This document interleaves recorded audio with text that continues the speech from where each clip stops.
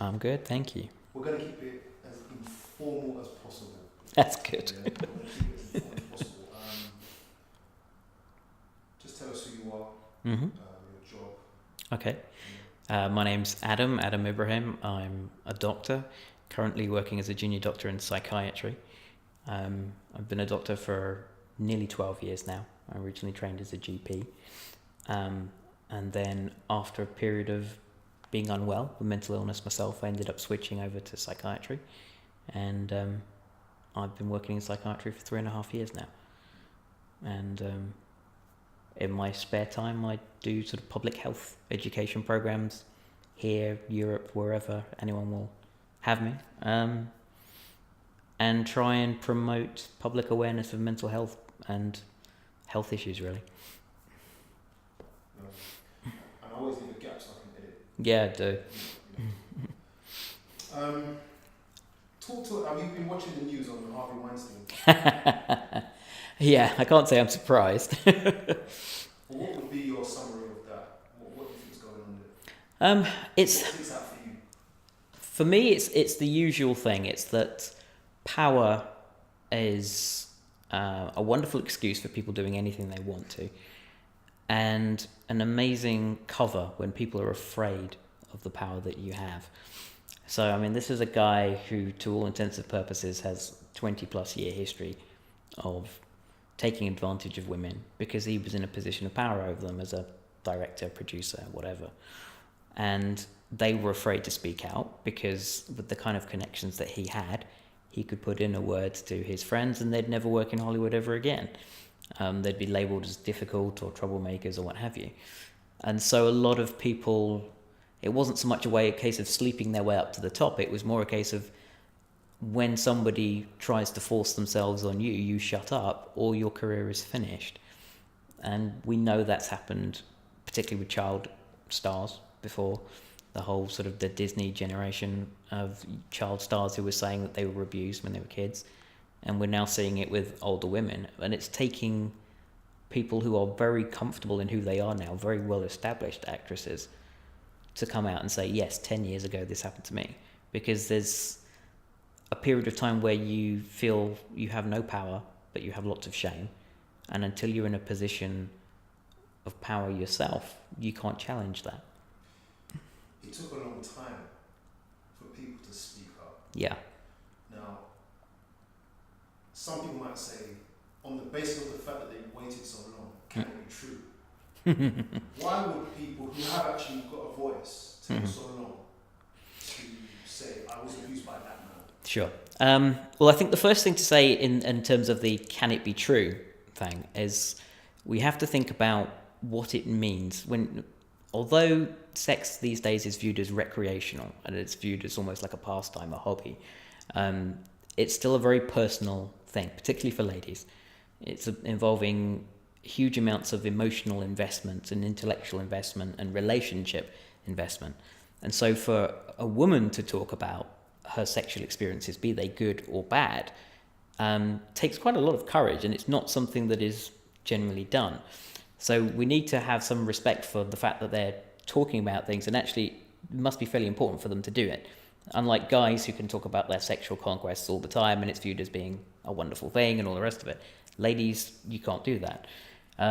But I think the more important thing perhaps to say is that the statistics in both the UK and across the world are very clear. When you look at people who allege that they've been sexually abused, whether it's inappropriate touching or rape or whatever it is, the number of people who falsely claim that is about 3%. And it's usually, in those cases, they're accusing someone that they know in a bid to spite them or cause trouble, and there's usually something underneath it. But that means that 97% of people who say it are telling the truth.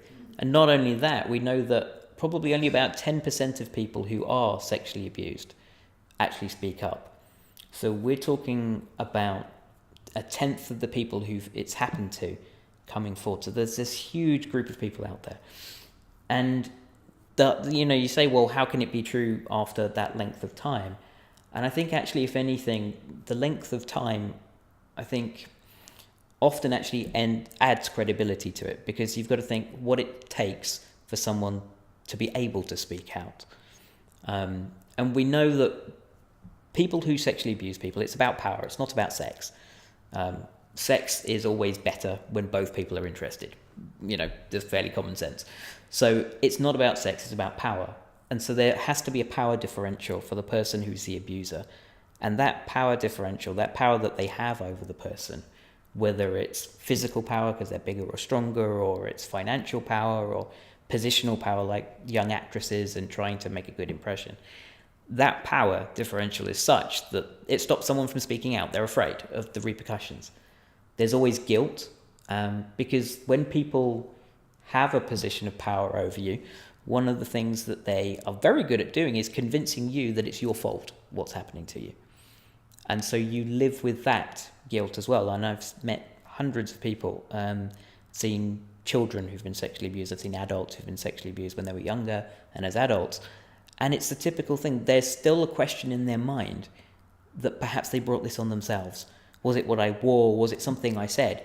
And in almost every case, the answer is no. You've just been made to think that because of that power difference.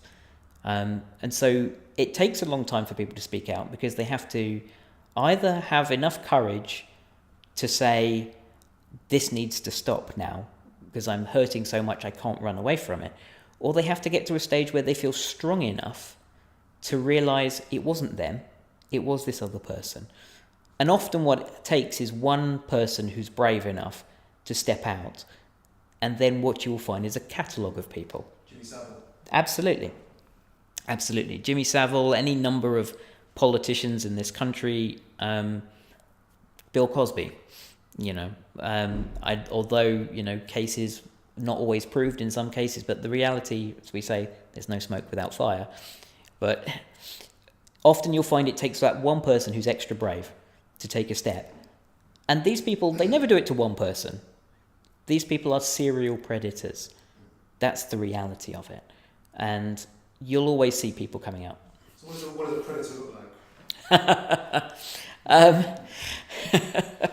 Why am I laughing?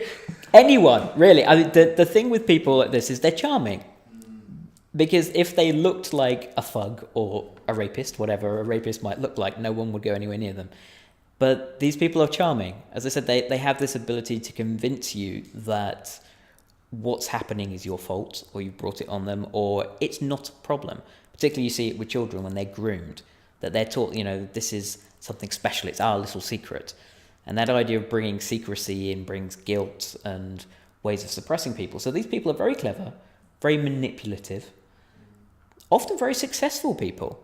I mean, and some of them... Who are the perpetrators? I know you've got some stats for me. But who are we looking at really, for the most part? Well, I suppose one of the things, there is an assumption, particularly in the UK, that we're talking about the big bad black man. So one of the things I should say is that, particularly in the UK, 1% of sexual crimes are committed by black people in this country. 88% are committed by white people, Caucasians. The next biggest subpopulation is actually Asians, and that's 6%. And then 5% is mixed races, and other than 1% of sexual crimes committed in this country are committed by people of colour, Afro-Caribbean or otherwise. So the big bad boogeyman that people are warned about is somewhat of a misnomer. The other thing is, what do these people look like? They look like people that you know. In 90% of cases, people are abused by people that they know. The idea of stranger rape, stranger abuse, these sort of people who prey on random people in the community is tiny. The vast majority of people, in order to have that power differential, you need to know someone, have that kind of a relationship that you can abuse. So you mentioned relationship now. So that would indicate that the person's known is in the midst. Yes. For the most part, I guess. Yeah. I mean, for when it comes down to particularly rape and sexual abuse and violent sexual abuse, the most common relationship that the offender has with the victim is that they're their partner or ex-partner. About 60% of cases, it's the partner. often another 20-30% it's ex-partners or close partners or friends. So it's partners, friends of the family. Particularly when it comes down to children, it's often extended family members or people in the close community, friends of the family. So I guess we won't really see them coming. No, and To the untrained eye. no, often you won't, and it's the classic thing that you don't. It's the person you least suspect. It's the person that you trust, because in order for these things to happen, there has to be a degree of trust. That, or there has to be a very knowing complicity going on. So with people like Harvey Weinstein, we're hearing that secretaries and various other people knew that this was what was going on, and they warned their friends. They would warn actresses, be careful with this guy. If he offers to see you in his room for a discussion about your career, say no. And when you hear those kind of conversations going on, that should be raising alarm bells with people, and somebody should be saying, okay, let's look further at this. But it didn't happen, and people kept it rolling for years and years and years, until somebody had the courage to stand up and say, enough.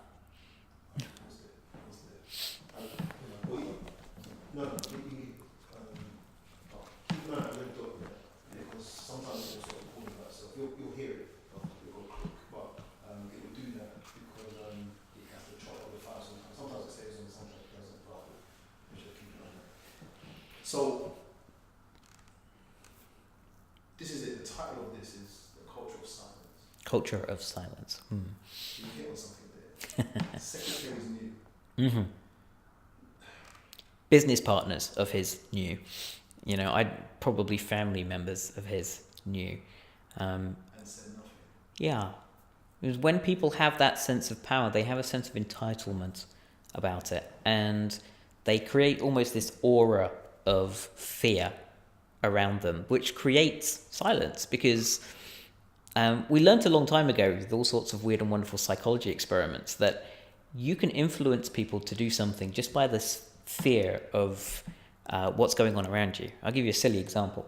They did a study where they asked somebody to get in an elevator, go up to the 10th floor of a building, and then when they'd get there, to go to an office and do this little psychology test. What they didn't realize was the test was actually the lift ride, the elevator ride. And when they walked into the elevator, there was 6 or 7 people in the elevator who were all facing the back of the elevator. And the lift went up one by one, and a couple of people got in and a couple of people got off. But always, every single person faced the back. It was this kind of herd mentality. Now, they were all in on it. And without fail, every single person that they sent through the test ended up turning around to face the wall instead of facing the door. And it was simply because they felt so uncomfortable with going against the stream. And when something happens to people, they're vulnerable anyway. As I've said, this power differential. And these guys, they know who to prey on. When you've been abused and you look around and no one's challenging this person, nobody is doing anything to them, and you're the one who's on your own, you become complicit in that by staying silent, because you don't have the strength to speak out on your own, and there's no one empowering you to either. And so you end up facing the wall. So I've been looking at this as well. This is human nature. Humans will see bad things happening, but they have a greater fear of standing out or being ridiculed. Yeah, absolutely. And I think these days, certainly when it comes down to the rare occasions where it's stranger stuff, we have a lot of fear of physical reprisals. We think something bad will happen to us. And so we use it's none of my business to kind of protect ourselves and pretend it's not happening. I remember hearing of a case when I was just a kid. On the south coast, there was a train journey, and there was a girl of about 16, 17 who was raped in broad daylight on a train in a carriage full of people. And the mothers turned to their children and said, "Don't look." And the men just all looked at the floor and no one did a thing.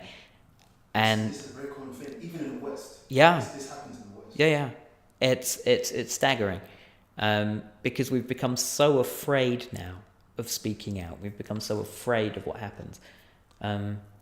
And, even in the medical profession, if you're a whistleblower, you likely lose your job. You're viewed as a troublemaker. So immediately you're the person who's viewed as a problem rather than the other person. And there has to be a will to bring that person down to a degree. From either their friends or, eventually people have enough. And the silence gets broken by someone. And then eventually all the people goes, oh, yes, we knew and we did this and we did that, or, we did nothing. And in the end, one person gets blamed and there's maybe a witch hunt. But the reality is there's always a whole circle of people just being silent. I don't know who coined the phrase, but there's a very famous phrase that evil flourishes where good men do nothing. Absolutely. And unfortunately, with Weinstein, with a lot of what goes on these days, that's what happens. Perfect. This is sweet, man. Any questions so far? It's fun. What you can do, you can talk about some of the personal stuff if you want, or you can give us some stats. Just talk about some statistics. I'm happy to do any and all, my friend. In any order.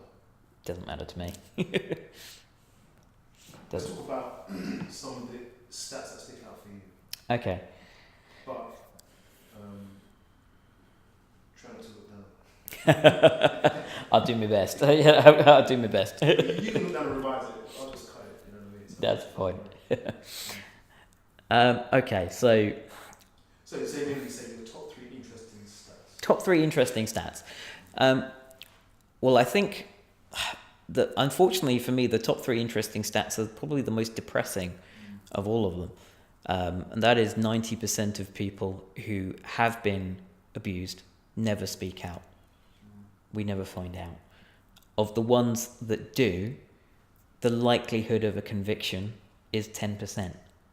So if you step out and you're brave, a 1 in 10 chance of actually seeing some form of justice. It can all be for nothing. Really. It can, well, you there. wake up a lot of the past emotions. Yeah, for some people you get a sense of closure by actually feeling empowered enough to stand up yourself and breaking that power gap that's there. And then I think, for me again, this really depressing stat that, only 3% of people who speak out are lying. And often they're not completely lying, but 97% of people who say something bad happened to me are telling the truth.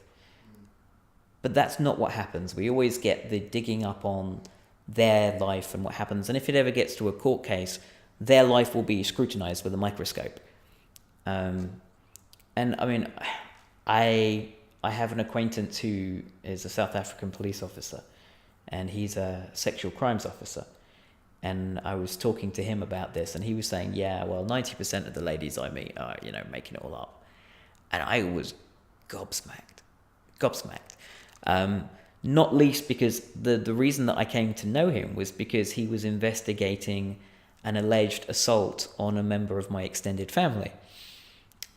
So to find out in his head that when he went to see her, that there was 90% chance, in his head, 90% likelihood that this woman he was going to see, who's very dear to me, was lying. And I was thinking, well, what kind of nonsense is it when even the people who investigate it, and I have to say, I think that may be slightly unique to South Africa, because the rape detectives that I've met in this country, I have to say, are amazing. But even in the general public, I think the scariest thing is the number of young people I've spoken to, or adults who've been abused, who say to me that when they tell their family don't believe them. Wow. Children saying to their mum that this is what dad did to me, or this is what our Uncle Freddie did to me, or whatever. And their family don't believe them. And to me, that's so sad.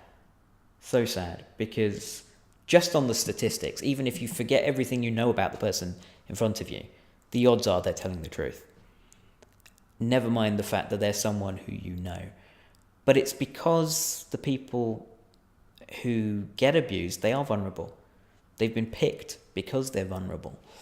And so they're less believable in the eyes of people, even though, 97% of the time they're telling the truth. Even their family members struggle. And I think in part it's because families want to deny that it's happened to them in their family, and that they didn't see it, they didn't pick it up, they didn't do anything about it. Do you think that sometimes it's the person that they've accused, that's been accused, is someone that he would never believe would do that? Oh God, yes, absolutely. I mean, there is a close member of my family who was abused for about 7 years when she was younger. She was, I think it started actually before she'd even gone through puberty. And she was abused for 7 years by a friend of the family who was trusted to babysit for her and her siblings.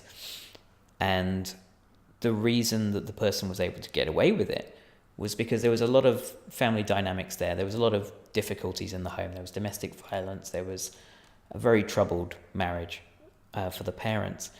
And he was someone who was seen as a support, who would come in and look after the children and, be there to, help the family. And so because he was seen as a support, someone who was needed, they didn't want to believe it. Even when she went and told her parents, they didn't want to believe it because it meant that part of the support network for the family was go. And it would create a huge storm of problems. And the abuse went on for another 3 years, despite the family knowing. And they tried to make some steps to try and lessen the impact, but they didn't cut this man out of their life because he was viewed as a trusted friend. Which beggars belief, frankly, but it's not uncommon. Sorry, I don't want to be rude, I'll do that. No, you do what you need to do. Okay. Have you got any more stats? Yeah, stats. Well, God, the stats are depressing. I mean, as I say, 90% of people who are abused don't come forward. And we know that from confidential surveys that get done sometimes. So we'll ask people, has this ever happened to you? And we find out then that a lot more people are willing to admit anonymously that something's happened to them rather than when they come forward. But there are 55,000 reported sex crimes every year in the UK. New crimes? Yeah, 55,000. In the UK? In the UK, yeah. And about half of those are serious sexual assault or rape. The smaller minority, the sort of the flashes in the park, the stereotypical dirty old man in his raincoat. But the vast majority are really unpleasant, life-damaging crimes. 55,000 a year, which is staggering.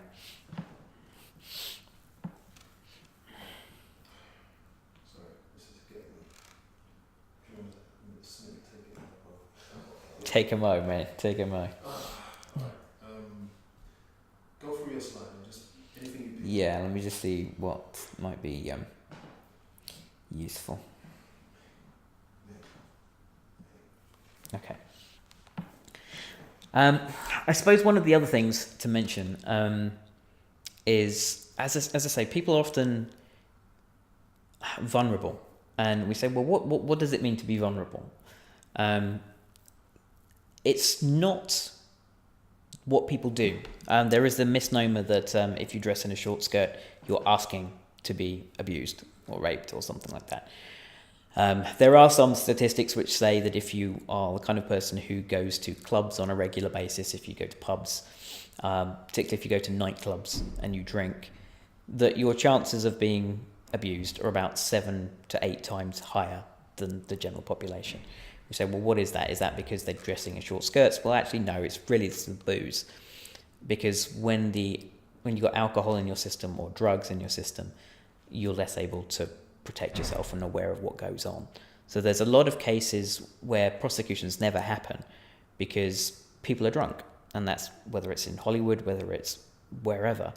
And there's always a question mark over, was it consensual? Was it not?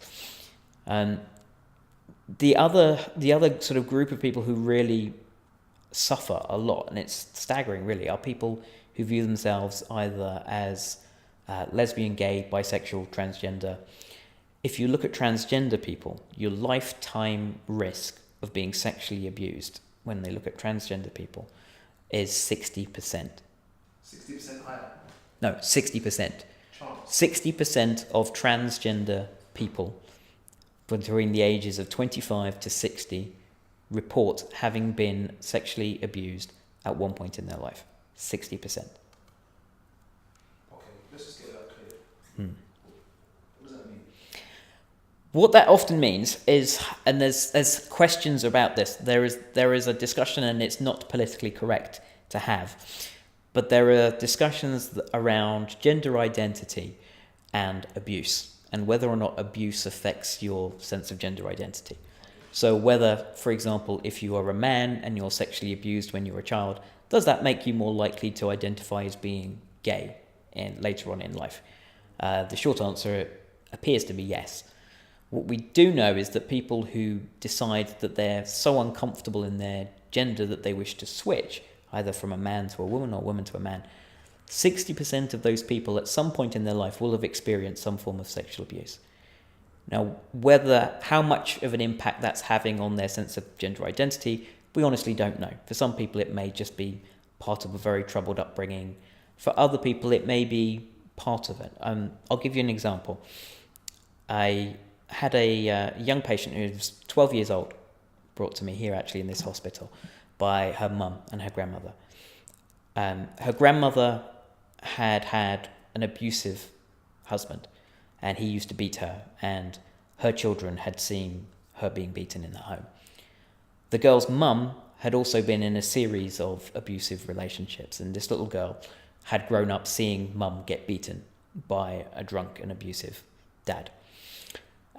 Unfortunately, mum had mental health problems of her own, and when the parents separated, she was viewed at that time as an unfit parent, so she was sent to live with daddy. And she was about 7 years old at this time.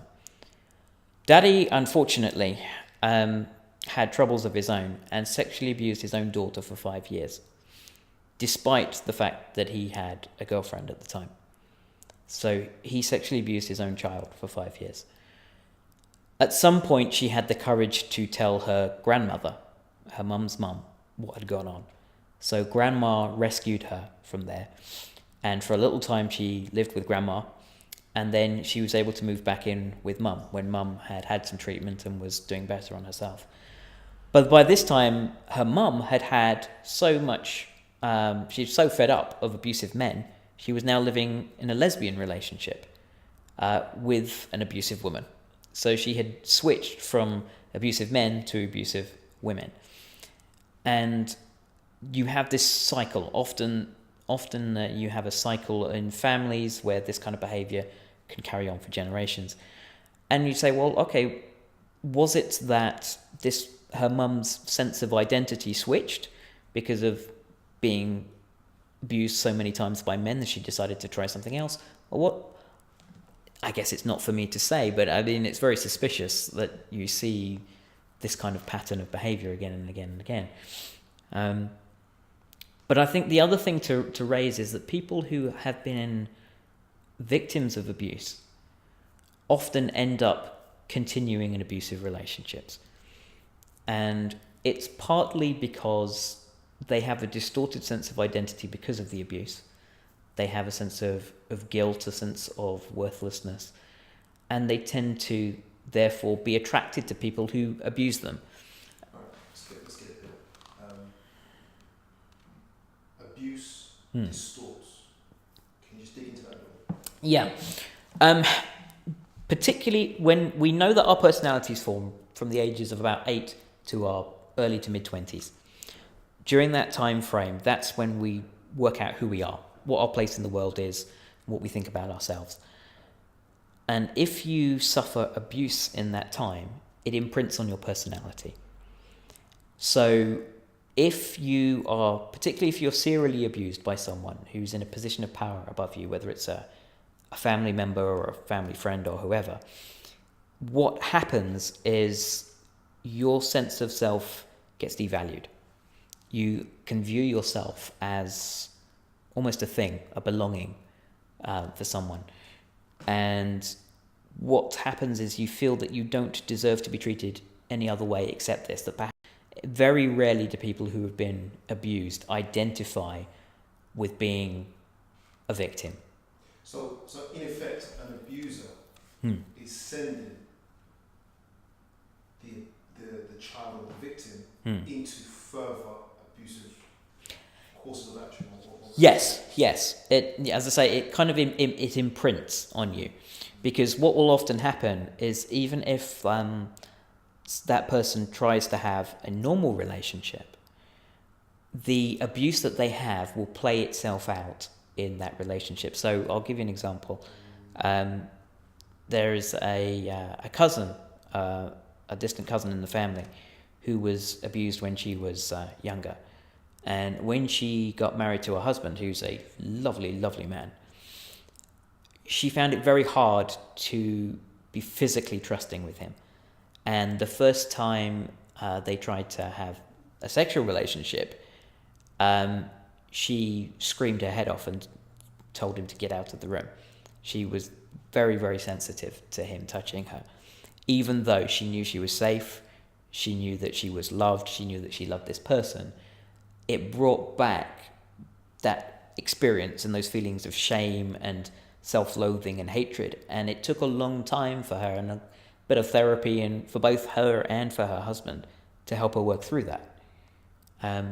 And if he wasn't the kind of man that he was, a very gentle, very loving man, a very patient man, he may have walked out and said, I'm not standing for this nonsense.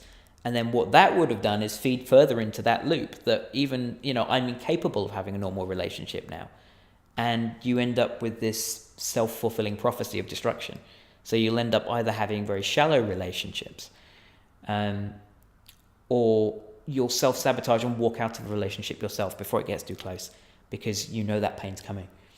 The best example I think I can give you of this is there's quite a famous adult porn star. I forget her name now, but when she was about 22, she actually came from America to London, and she was living in London for a year, and she was living in Brixton. And she had a boyfriend at the time who she'd not known for very long, and they went back to her block of flats, and he suggested they have sex in the horrible little storage area where they store the big rubbish bins, the wheelie bins. And for whatever reason, she agreed. And so they had sex, and then he said to her, just wait a minute, I'll be back in a second. And he disappeared. 5 minutes later, he came back with 7 of his friends and basically said, help yourself. And so there she is in a position where the person that she trusts and cares for has basically handed her over as an object. And so she was systematically gang raped for several hours. What then happened was she went off the rails. She started becoming very depressed and anxious. When she returned to America, she started self-harming. She would cut herself with razor blades. She had various eating disorders. She felt that she was very worthless and dirty.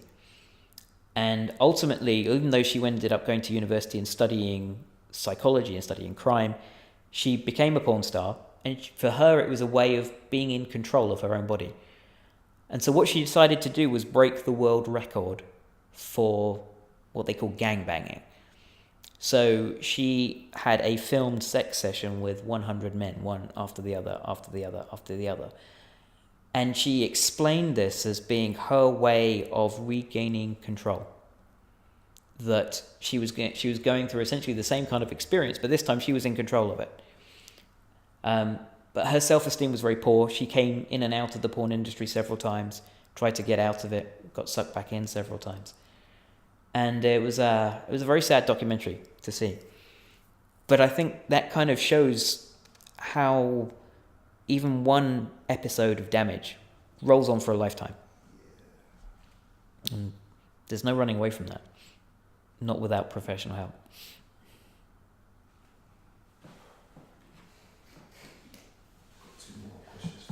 Okay.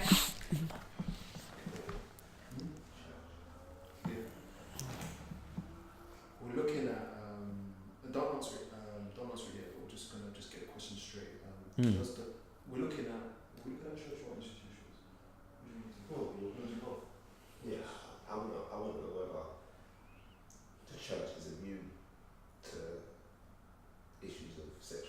Because you hear a lot about it in the Catholic Church. Okay, When sure. you hear about child sex abuse, you immediately think old white priest. Okay. To sort of, you know what I mean? Okay. Yeah. Yeah. Okay. You can ask How would I articulate that? Okay, I'll go for it. We hear a lot. I think I'm speaking out. We hear a lot about Catholic priests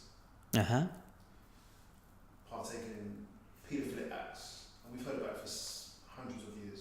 It's probably been going on forever. Okay. But even now, people are coming out. Mm-hmm. What about a Protestant church, or we call it Christian church? Sure. Are they immune to this same thing? Definitely not. I mean, I'm not Catholic, but in defense of the Catholic Church, what I would say is that at least now they're dealing with it and they're being honest and holding their hands up to it. The reason you don't hear about it from other church denominations is because they sweep it under the carpet, I should imagine. Right there. Okay. So, all right. So, oh, sorry. All right. They're sweeping under the carpet. What does that look like? What are we doing? What does that look like? Yeah. How do we sweep it under the carpet? What are people? Who's sweeping under the carpet? Okay. I have to think carefully about how I say this, how I share this, but what I can say is that as I've said before, the abuser is someone who usually has to be in a position of power. And in a church setting, that's often someone in a position of leadership, and that could be the minister, a priest, a pastor. Oh, the shadow. Yeah, that's fine. Let me just grab water. Some water for a sec. Yeah. We'll come back to that. We probably threw you off as well. Don't worry. You want to ask? Yeah. You got to come. The mic is on the camera here, so you can pretty much put your. If you just face it this way at least. What do you mean? You need to sit in front of this lamp, basically, and talk into the front of the camera. Otherwise, it won't pick you up. Yeah, so you've got to kind of be at least parallel to it and talk to it. Yeah. Otherwise, it'll pick you up like an echo.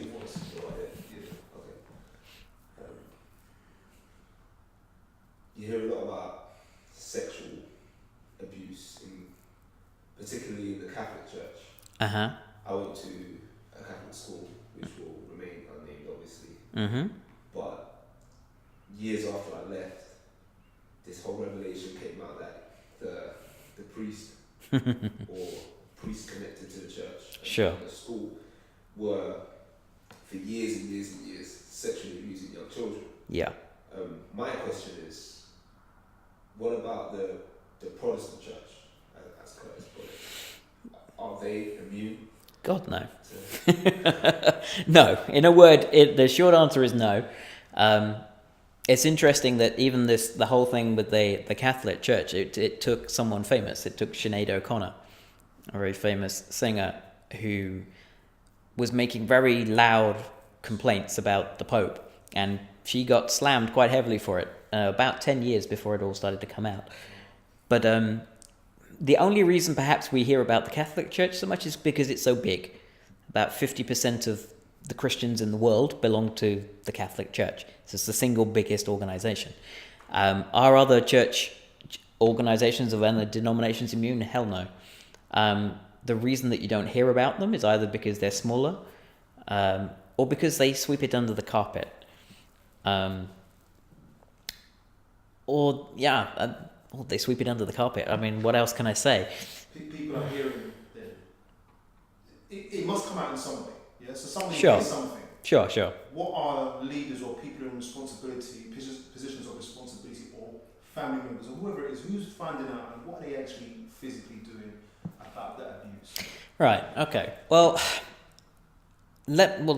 I'll give you a sort of a year in the life.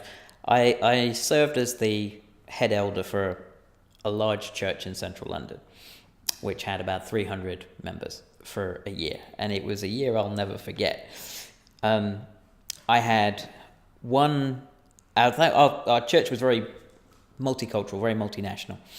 I had a gentleman from South America who came to me, who was saying that he was raised in a Protestant church denomination school.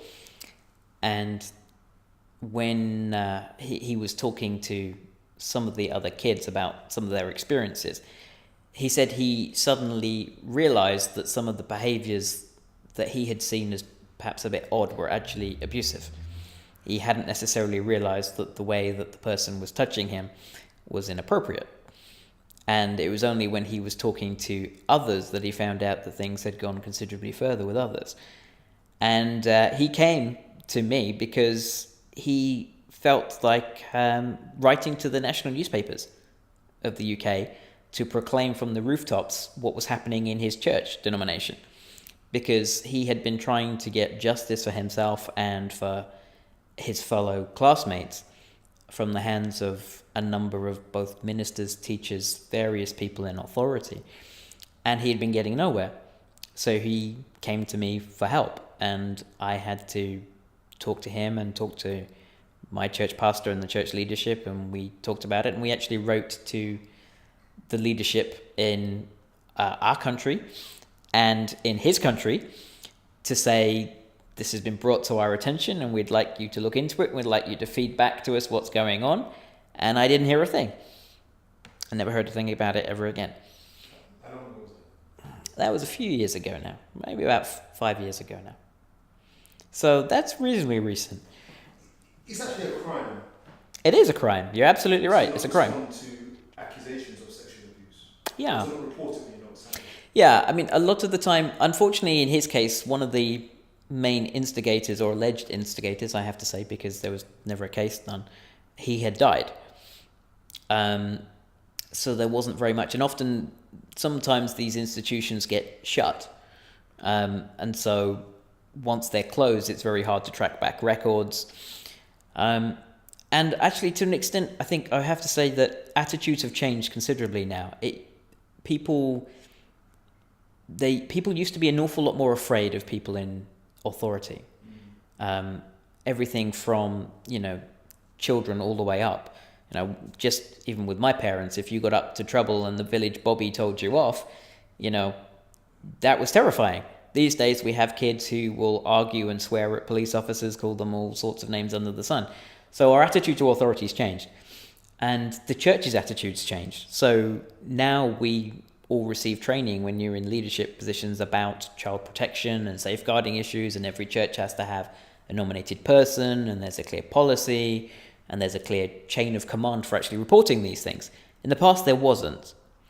And I think, thankfully, it's things like the issues that came about with the Catholic Church that have made other churches sit up. And perhaps in part, some of the reason that there isn't these big tabloid exposés these days is because things are being either dealt with, or in some cases perhaps buried, in other cases dealt with internally, so we don't come to know about them. But no church is immune. No, whether it's Muslim, Jewish, Buddhist, I don't care what religion there is, the stats are fairly the same. There's the same number of abusers in just about any place in the world. Wow. Two more. I've got two more. Okay, if you've got something. I'm still trying to wrap my head around the silence. I think it's about silence, and I think Yeah. you dealt with the issue, didn't you? He has, and he's done it very, very well. I'm just it still bothers me. I think it's scary because Perhaps we should. It's worth us talking about not just the silence of the people in terms of reporting it, but actually the institutions in terms of educating people about it, or telling you what to do. And so I've got that. Yeah. When I say the silence, let me clarify. I don't mean the victim silence. yeah, institutional silence. Yeah. Yeah. Go on. What are you saying? Is it still coming?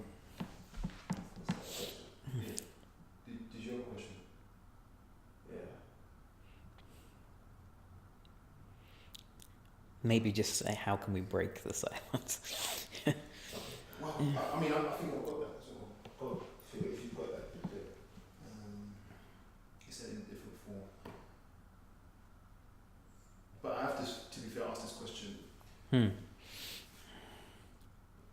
Church culture, institutional culture, of gosh, it's not just institution, it's sadly it's the church, man. We've got to put it as a church. Cultures of perfectionism. Yeah. Cultures of perfectionism, what impact do they have on this issue of sexual abuse? Okay. In any shape that you see?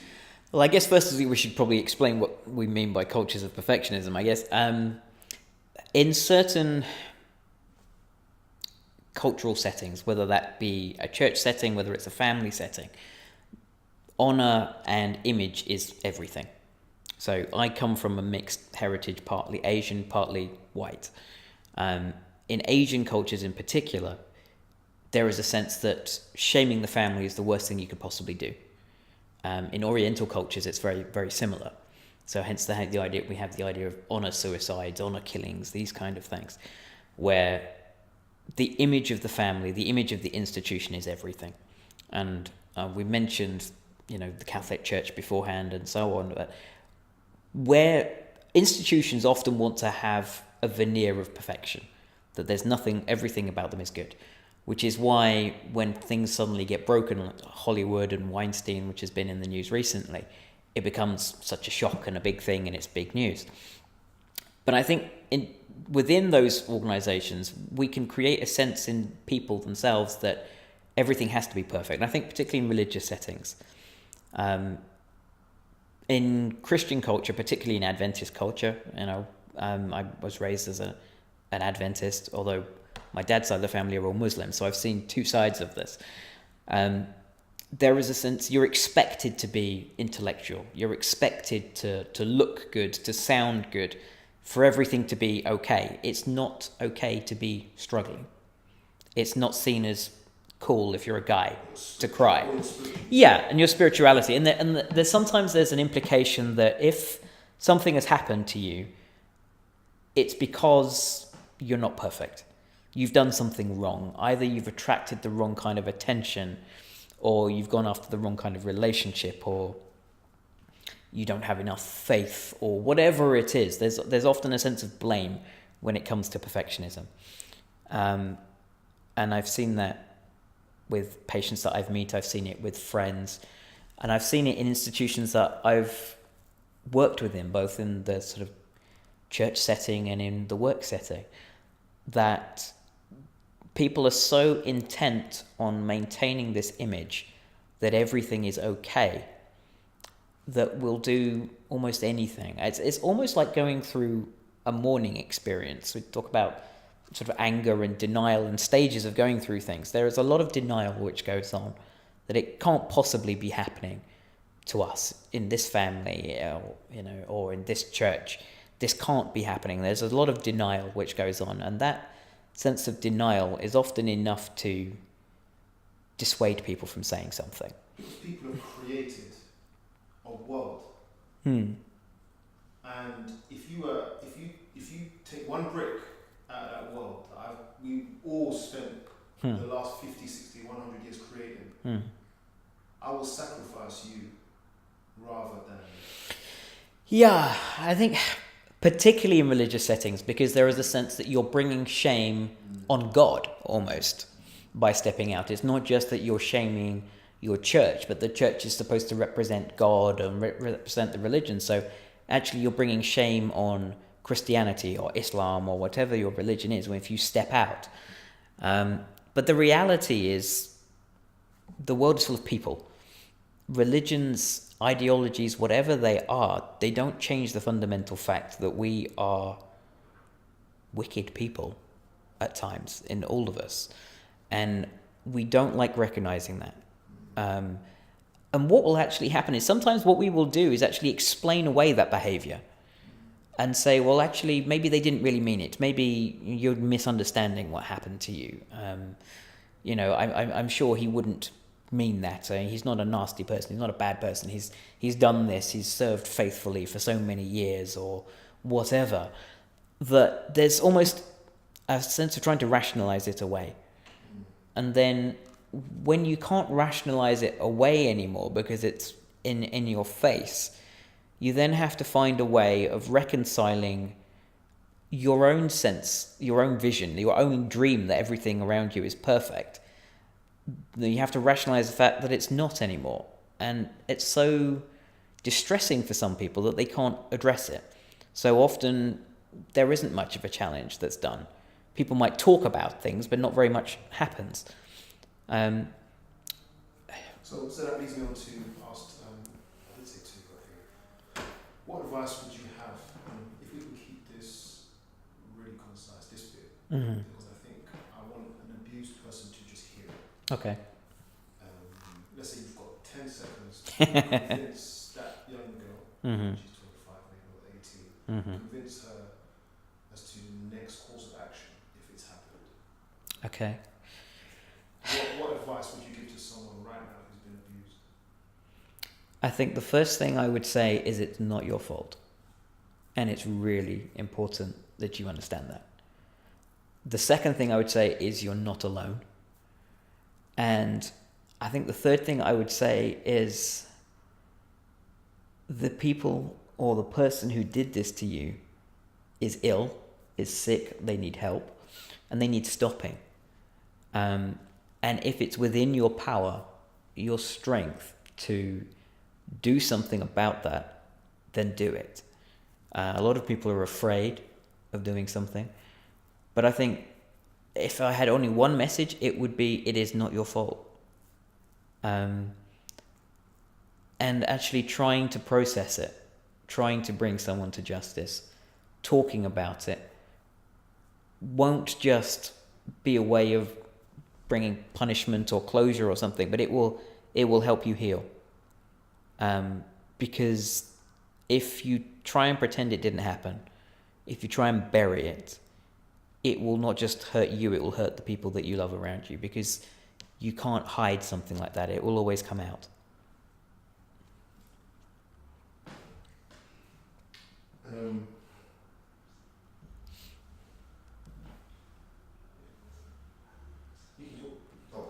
You just cut this bit out, don't worry. You've already got 20 hours of recording on the...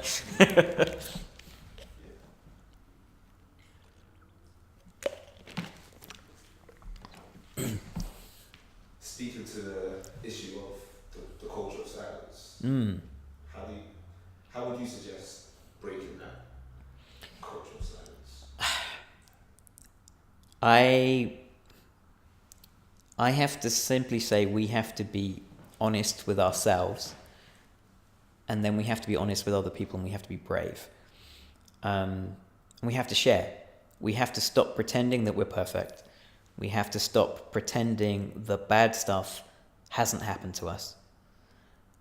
And we have to talk about it to our young people. The reality is for women, I hate to say it, but 1 in 5 in their lifetime will experience some form of sexual abuse. 1 in 5, which is huge. And that can be anything from inappropriate touching, groping, someone patting your bum at work, to full-blown sexual assault and rape. So the reality is whatever group of people we're in, it's likely that at least 1 or 2 people in that group where you are has been through something unpleasant. And the reality is, unless we start including that in conversations, unless we start including that in education for our children, we talk about sex education to try and reduce HIV and things like that. I'm not a fan of sex education. I'm a fan of relationship education. But the reality is we don't do it.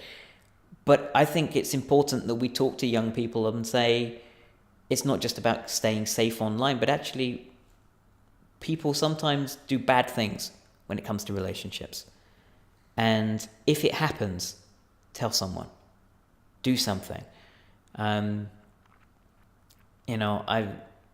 Family members of mine who struggled, when I found out what they went through, I was furious. And Fortunately for me, the abuser was dead. Otherwise, I'd have wanted to put them that way. But I remember feeling angry and looking back and thinking, why didn't I pick it up? Why didn't I see it? Why didn't I do something? And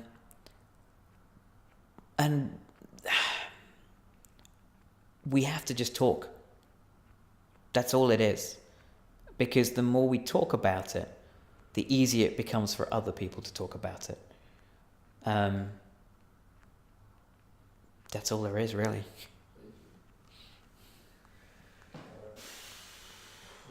What's that? Facebook. Yeah. Sure. No, pause that. I mean, keep that. Oh, it's okay. There was.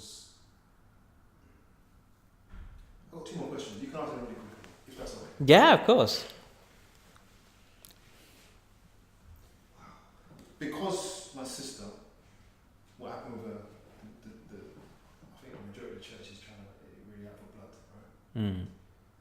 And one of the narratives that get thrown around is, I won't put this in there, but just to put the context into the question. Sure. What do you expect if you throw yourself at a man? So I'm going to throw that question, right? Okay. You know that, no. So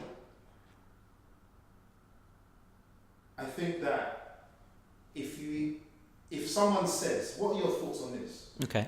If someone says, well, if you throw yourself at a big man, Right.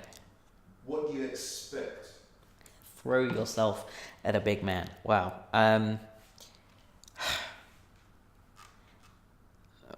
Disbelief is my first response to that. I think we do not teach young people how to approach relationships at all. Well, we teach young ladies that they need a big, strong man. All the movies, all the stuff suggests that a guy who is violent, a guy who has aggression is a true man. And a guy who perhaps is quiet, nerdy, what have you, that's effeminate, that's weak, that's gay almost. And so we teach our young ladies that they need to find a man who's big and strong and powerful, who will protect them and provide for them. And we teach guys that that's the only way to be a man. And so what you end up with is guys who have no way of dealing with their emotions properly. We find girls who long to be with someone like that. I don't think this idea of throwing yourself at someone, we teach young people that relationships are everything, particularly for ladies, that your life is not complete until you have a man.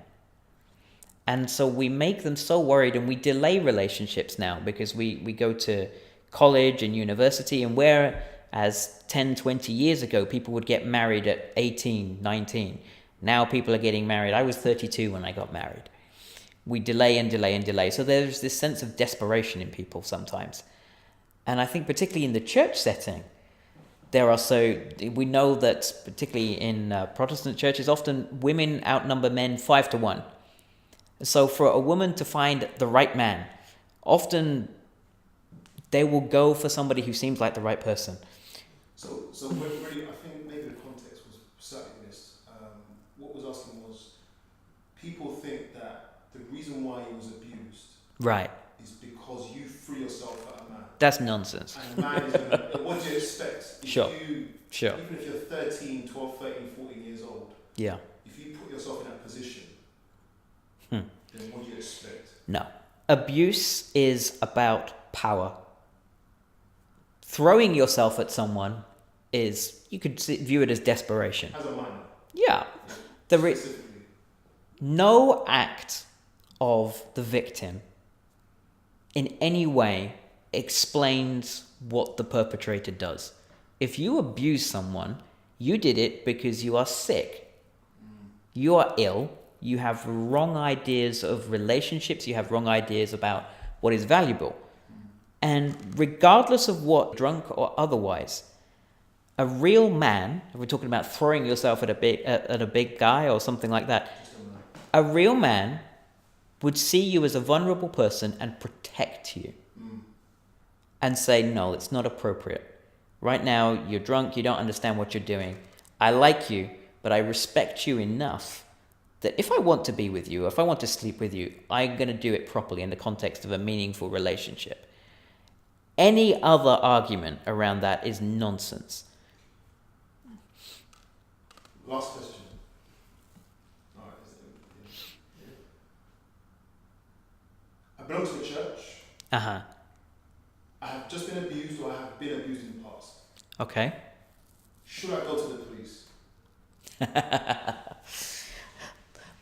The fact that you're asking this question tells me something in itself. Yes, the Bible teaches that you should rebuke your brother. It says don't go to the courts, deal with it and all the rest of it. The reality is the church has authority over things that are spiritual. It also says, the Bible also says on a number of occasions, and we like to forget this one, that you must give respect to the authorities and the powers that are there. Respect the king, whatever. And it actually says respect the king because he doesn't carry the sword for no reason. We don't behead people in this country anymore. But the police are the long arm of the law. If you have been abused, if there is a crime, you go to the police. Period. Whether that's about someone in church or otherwise. So can't we deal with it? We're not qualified to deal with it. Speaking as a doctor of nearly 12 years, speaking as someone who's been a church elder, been a church leader, we are not qualified or in a place to deal with these things. We can help people, we can support people in doing that, but we are at best enthusiastic amateurs. It is not our day job. We don't have the facilities or the means to deal with these things. Yes, there are extra repercussions that should happen. So if the abuser is someone in a position of church responsibility or leadership, it has to be dealt with. And I've sat on committees where we've had to discipline former ministers, former church elders, former people in leadership because of things that they've done. But if it is a crime, the Bible is clear. You go to the authorities, you deal with the authorities. You go to the police and you let the law deal with people. So,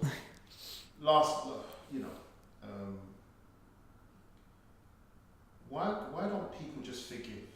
Why don't we just if it's we're talking specifically about sexual abuse? Sure.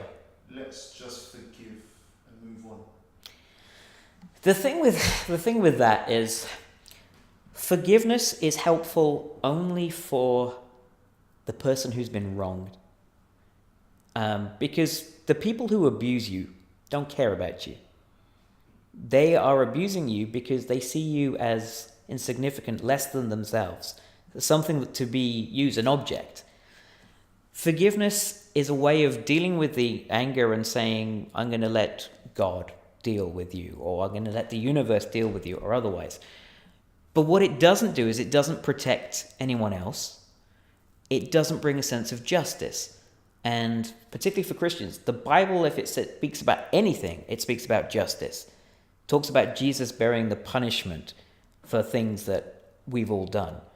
But nowhere in there does it say that there shouldn't be just punishment. If anything, God says that he's coming to bring his judgment and his punishment. And, I work currently in a forensic unit with people with mental health problems who've murdered people, who've attacked people, stabbed people, shot people.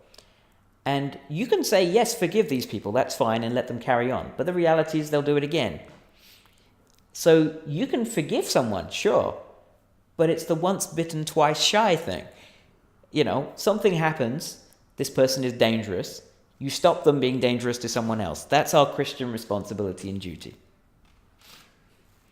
And, I have no problem with that. And I if anything, it's liberating to know that God ultimately has all the punishment and all the justice in his hands. But we also have a responsibility to other people. And I learnt that the hard way, actually, with one of the churches I was serving in. Because we had a complaint from a lady outside the church.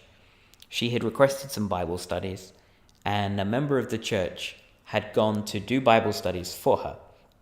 And it wasn't done officially. It was somebody said, oh, I know someone who can come and do that for you. And what he tried to do was stick his hand up her skirt during the prayer session in front of her 17-year-old son. And this lady who was outside of the church came to the church leadership and wrote to the pastor and said, what the hell are you doing sending this person to my house to abuse me? I asked for Bible studies and you sent me someone who's molesting. We didn't know about this in the first place, but when we found out, we dug into what was going on, and we found out that the person involved had a 30-year history of doing the same thing in 2 different countries, and there were 5 members within our own church congregation who had been molested also. And when we spoke to them, they all said the same thing. They felt sorry for the person because their wife was in a different country and they felt the person was lonely. They felt sorry for them because they had a position of responsibility. They were very respected, and they made excuses for them.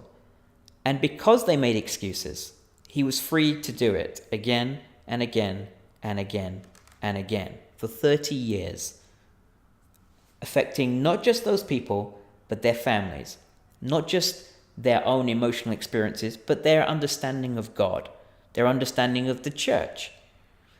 And when we found out, we were staggered, because the reality is the responsibility lay with the church members to say something immediately. But it took someone outside, and we let someone outside the church family get hurt because we did nothing. I mean, technically, it's our fault. It is our fault. We could have stopped it. Absolutely. Absolutely, it's our fault. Absolutely. And that's why, we say a lot about people like the Catholic Church, but to be fair, they're doing their best to clean their house now. And frankly, we need to do the same thing. Because we are letting people suffer when we say nothing. And it's not acceptable. It just isn't.